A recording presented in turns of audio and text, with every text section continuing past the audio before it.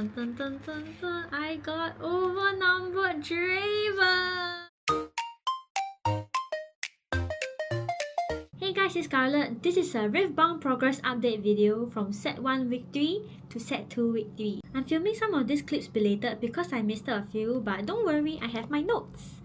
So I won't get into the Set 1 because it's been a long time ago, but for Set 1 Week 3, I went 0-3. I was playing a Kai'Sa deck and my opponents were Kai'Sa, Jinx, and Annie. At the time, while the Spiritforged Set 2 meta was evolving, I was trying to choose a deck that I wanted to main. I decided to choose Victor as my main deck, and I wrote in my notebook that I would main Victor until I understand more and get good. So Victor is my main and this is my deck box. And now for the pack openings. Woo! What on 不错，啊，我也是 spare 的。This is double foil. Not bad. Misto champion is a champion 一定是。哦 no, even worse. 这有一个 chance. 哇 ，buy 不错不错。It's a random rare. For Set 1 Week 3, because I went 0-3, I have another lucky draw here. 上开啊。I'm sorting cards. He's building our Set 2 deck. Ooh, and this is our cat. Play mask. It's a set. And then there's my cat. So for Set 2 Week 1 at GGG, I went 1-2. So my 3 games were against Kai'Sa, Irelia, and Draven. So with my matchup against Kai'Sa, I was too aggressive with trying to clear the board. And for my Irelia game, I should have used my bigger units to hit instead of trading away all my recruits. Overall for Set 2 Week 1, I was trying to familiarize myself with the Victor deck, especially understanding the tempo and the different ways that I could play Victor, be it the blue or yellow Victor, and whether I wanted to include Armory into my deck. And now for the pack openings. Y'all want to buy one each one. I know, I see the face, y'all so.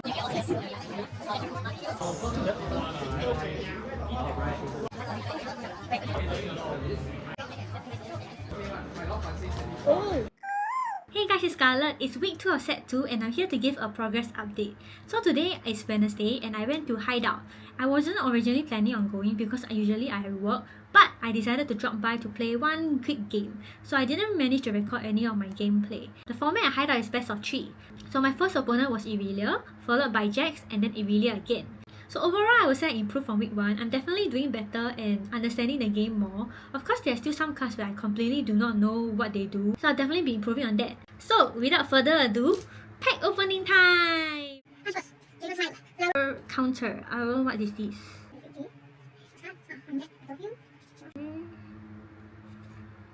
Oh! One. Oh! Oh! Damn! What is that? Oh. Ah! So Hideout is doing a special thing where they do a lucky draw when they hit a certain number of players. And this is the lucky draw. And guess what I got? Dun, dun, dun, dun, dun, dun. I got overnumbered Draven! You can't really see the Draven because of the top loader, but thanks Hideout for organizing! So if you guys are interested in this event, Hideout is holding Riftbound Weeklies every Wednesday, so you guys can go and check them out. Guys, I just realized, my Ezreal that I opened was actually an alternate art. I never seen this Ezreal before, so I didn't know. I only realized when I saw that the foil was different. Look at the foil. You need that, right?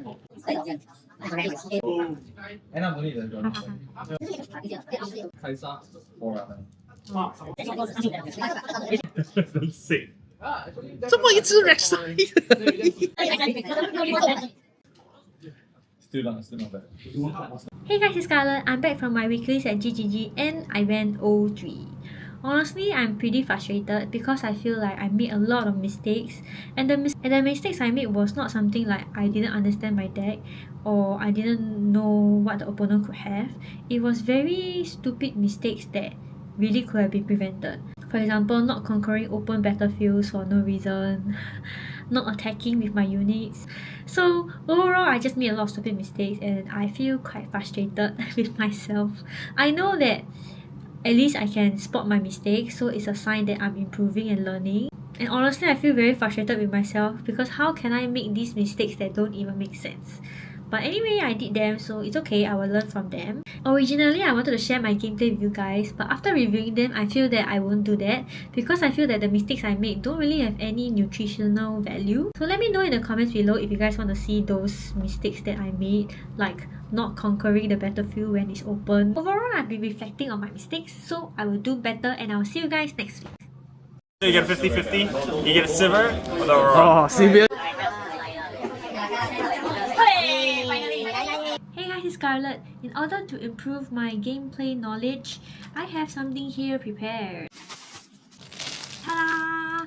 I printed every single Riftbound card. And I know you might be thinking, Scarlet, why did you do that?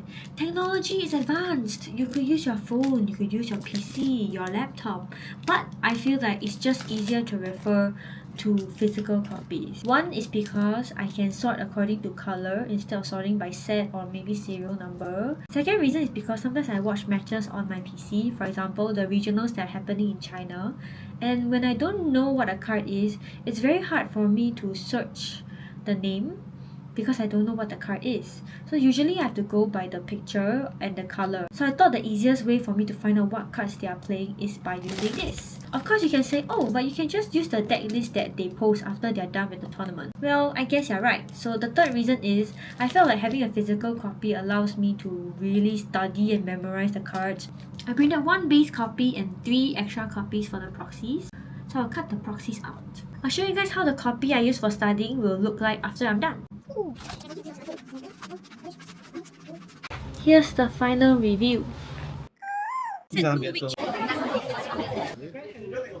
Wow, at least epic, 不错不错。What's this? Oh, my favorite primal shot. No, as usual 的 wrong guy.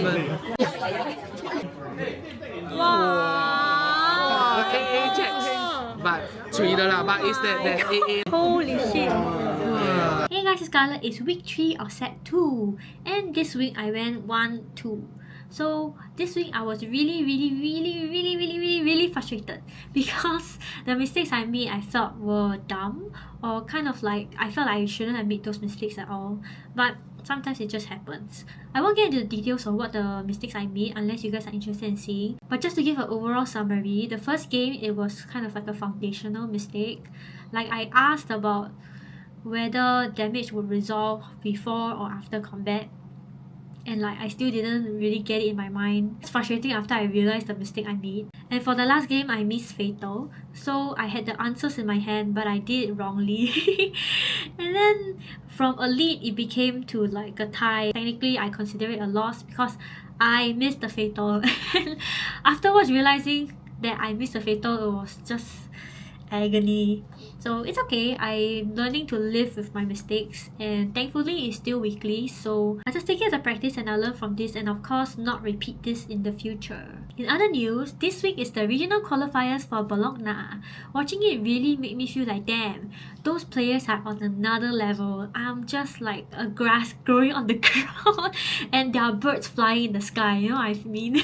Honestly, it feels very inspiring because I currently play Victor, and one of the top players were using a Victor deck. Their deck is very different from what I have, so I'm very curious to know why did they build their deck this way and how do they make this deck work for them. Of course, I don't think I can pilot the same way that they do because they definitely have more foundation and experience, but I'll try to get some insights from his gameplay and hopefully apply it to my own Victor deck as well. I wanted to share one more thing before I ended the progress update. If you saw my previous video, I usually go to GGG and they were having the Secret Lab Heimerdinger hunt. Well, it was the finals where all the players that qualified battled it out for the Secret Lab chair. Unfortunately, as you saw in the update, I did not qualify due to my 1-2-0-3-1-2. Anyway, I still kind of went down to the event and kind of watched how everything unfolded, and I would say that I still have so much to learn. It's very exciting to see all the players battle it out for one prize, and I would think that on a larger scale that the tournaments will be even more intense. So I kind of started wondering whether I'll be able to cope with the nervousness and pressure of having actual tournament matches, which I think can only be a trial by fire where I have to get more tournament experience and actual competitive matches. I didn't really want to disturb the finals, so I only took a short clip here.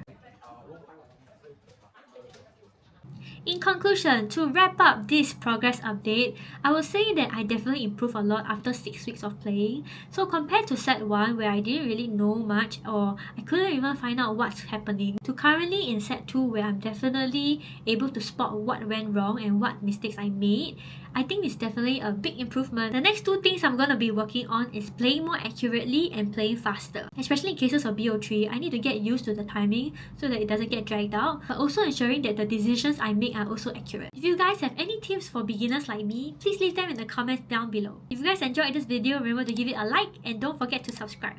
I'll see you guys in the next one. Uwu out!